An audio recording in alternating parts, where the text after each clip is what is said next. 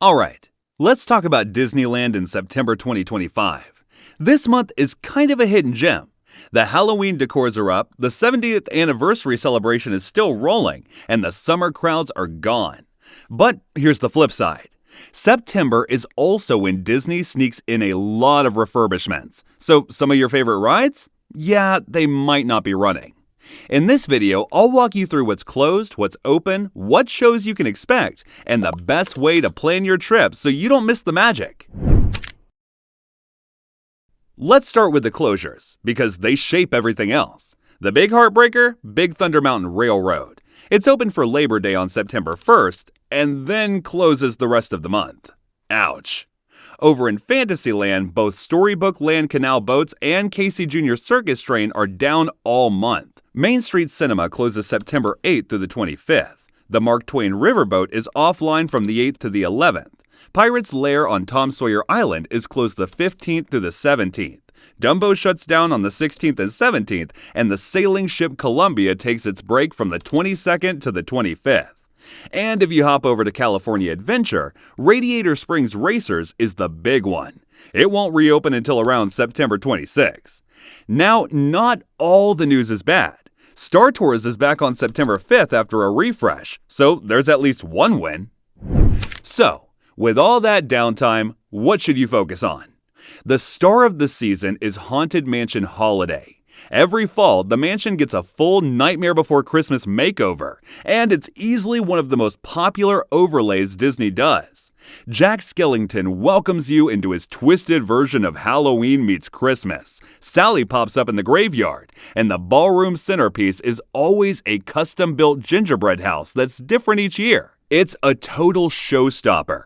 The catch? Lines get insane. Rope drop at the park opening or grab a lightning lane before you go.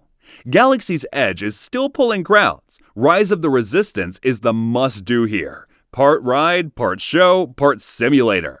It's so immersive that even waiting in line feels like part of the story. Millennium Falcon Smuggler's Run is still a blast, especially if you get the pilot seat.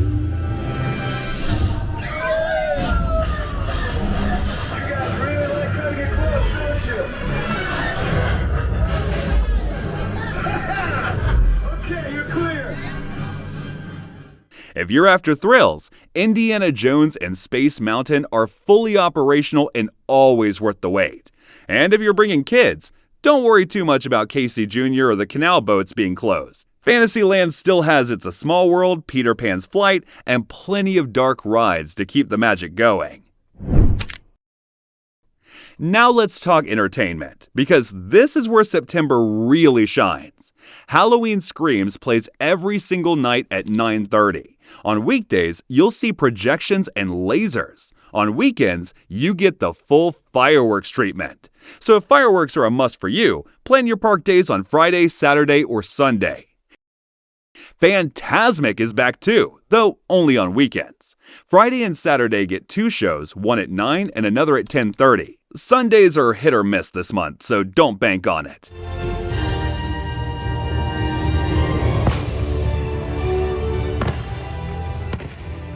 And then, the return of Paint the Night Parade. This is a fan favorite, with huge floats and insane lighting effects. Expect it most nights at 8:30 and again at 10:30. If you've never seen it, make time.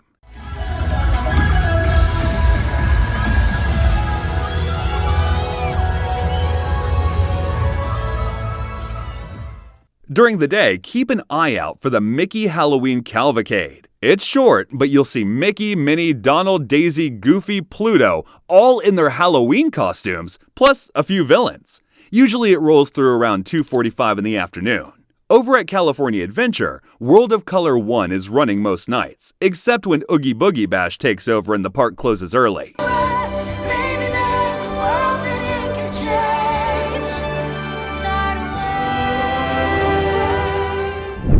Speaking of Halloween, September is when the season really takes over the resort. Main Street is packed with pumpkins, special treats hit every menu, and you'll see villains roaming the park.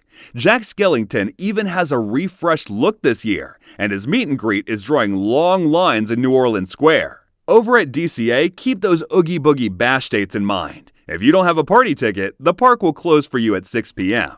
That's why I recommend starting your day in California Adventure and then hopping to Disneyland in the afternoon, where the hours stretch much later. Other special dates to note. Run Disney's Halloween Half Marathon brings some crowding at the resort entrances, and Gay Days also returns with red shirts filling the park in a show of support. Those are unofficial events, but they do change the vibe and crowd levels. Now, how busy will the parks be? Honestly, September is one of the best months for lower crowds. Once Labor Day is over, the locals pull back and tourists thin out, and you get a breather before October hits. Tuesdays, Wednesdays, and Thursdays are the golden days. Mondays and weekends do get busier, especially around special events. Sundays can actually be surprisingly good too, especially if the weather's hot. Now, here's the wrinkle. Disney's tiered ticket pricing. The cheaper $104 days often fall on Tuesdays and Thursdays. Sometimes that pulls in more people, but recently those days haven't been as slammed as they were a few years ago. So don't stress too much about it. Just aim for midweek if you can. Alright, let's wrap up with some strategy. Rope drop is your best friend. Show up at opening, hit one or two big rides right away, and you'll stay ahead of the lines. Haunted Mansion Holiday, Space Mountain, Indiana Jones, and Tiana's Bayou Adventure are your top priorities in Disneyland. If you're park hopping, Guardians of the Galaxy is a must at DCA. Do it twice. Regular Mission Breakout in the morning. Yes,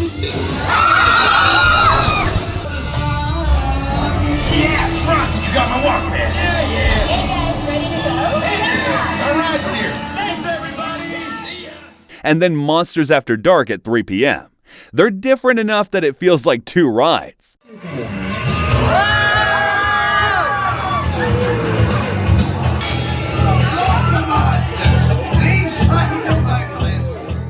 Add in Web Slingers and Toy Story Mania, and you've hit the highlights.